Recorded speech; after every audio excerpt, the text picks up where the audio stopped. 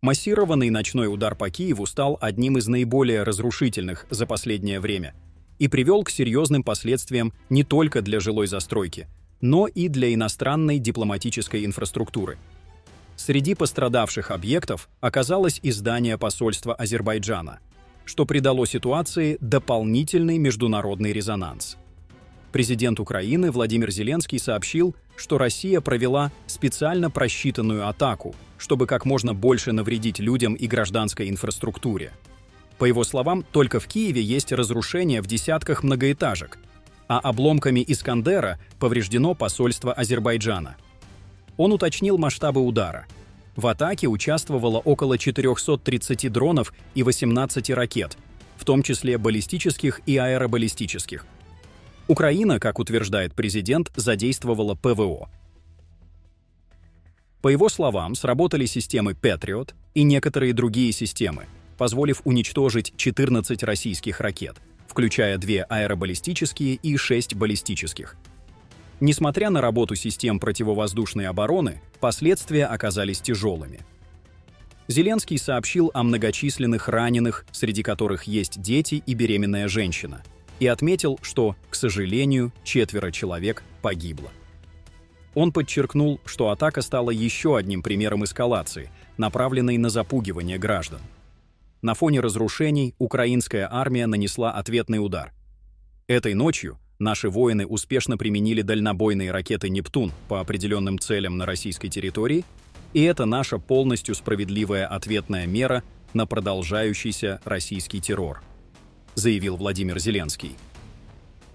Кадры с места событий показывают масштаб повреждений в районе посольства Азербайджана.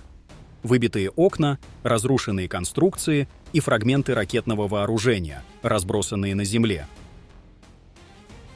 Эти изображения быстро распространились в медиапространстве, подчеркивая, насколько близко огонь войны подошел к дипломатическим объектам, которые, согласно международным нормам, должны оставаться вне зоны боевых действий.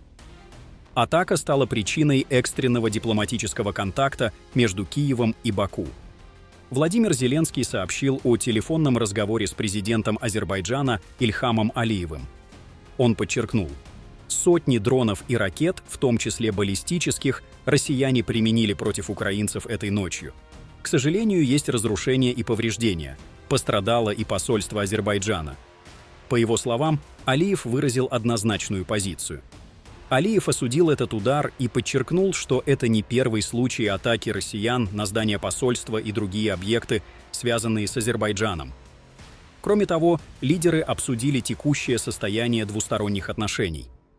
Зеленский отметил: «Мы говорили о двусторонних отношениях, о развитии партнерства. Действительно есть зеленый свет по всем направлениям двустороннего сотрудничества.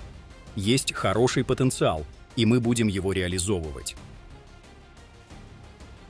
Этот разговор стал важным сигналом того, что Баку внимательно отслеживает происходящее и делает ставку на поддержание рабочих отношений с Киевом, несмотря на опасность. Азербайджанская сторона отреагировала оперативно и жестко. Посол России в Азербайджане Михаил Евдокимов был вызван в МИД, где ему была вручена нота протеста.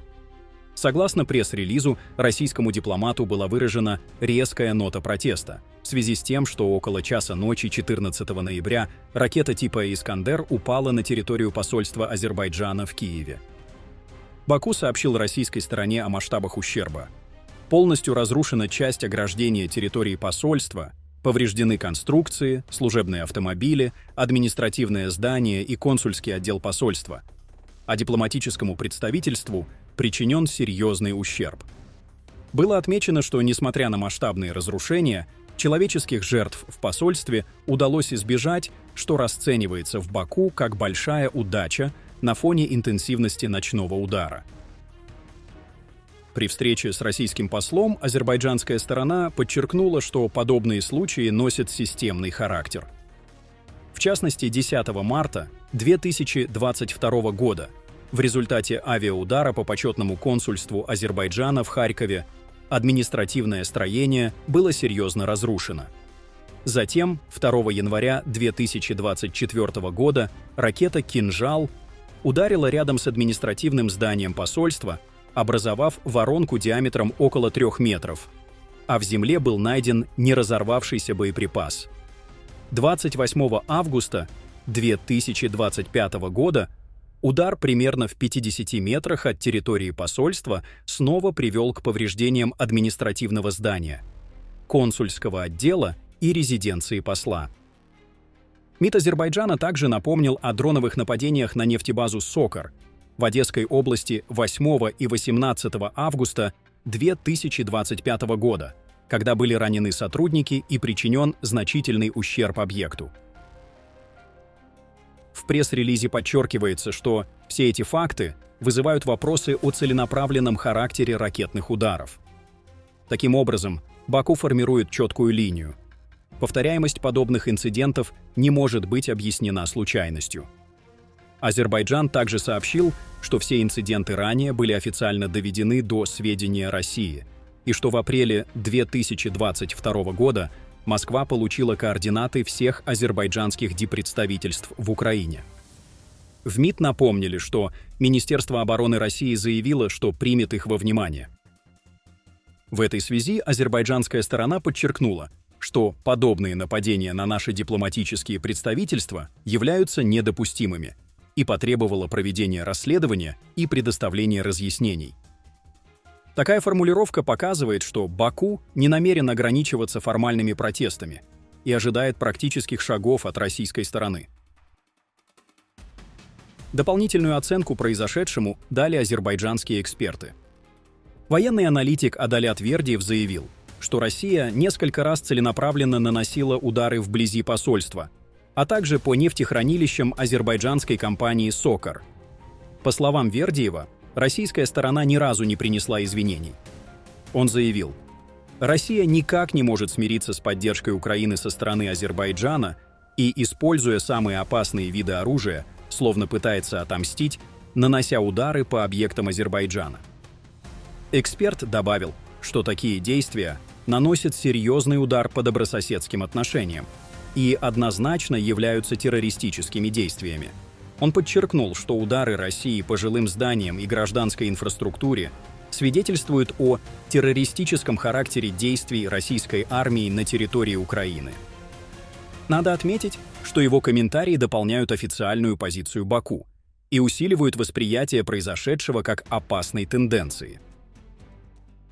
Украинские службы сообщают, что одна из российских ракет упала непосредственно на территорию посольства Азербайджана, образовав крупную воронку и серьезно повредив здание.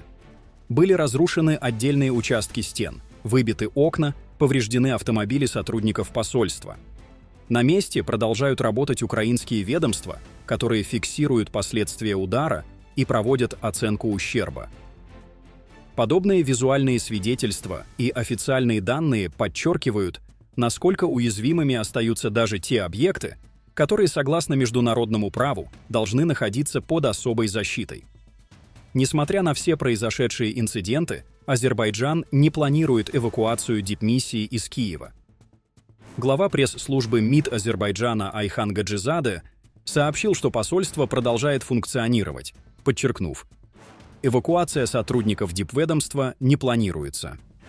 Это заявление демонстрирует стремление Баку сохранить дипломатическое присутствие в Украине и показывает, что Азербайджан рассматривает свою миссию как важную часть двусторонних отношений, даже несмотря на риски.